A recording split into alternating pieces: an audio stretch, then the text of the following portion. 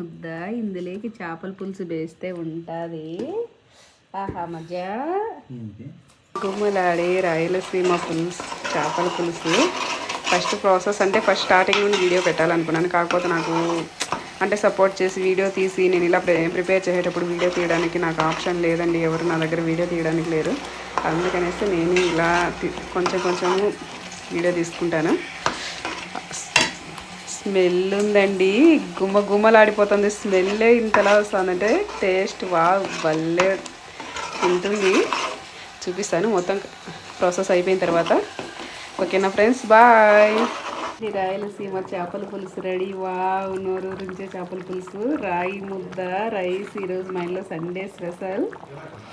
ఆహా, ఏడి చేపల పులుసు, రైస్ ప్లస్ రాయి సంగటి. మేము ఇంకా ముద్ద చేయగా అంత అలవాటు లేదు, అందుకనేసి ఇలా పెట్టినాము.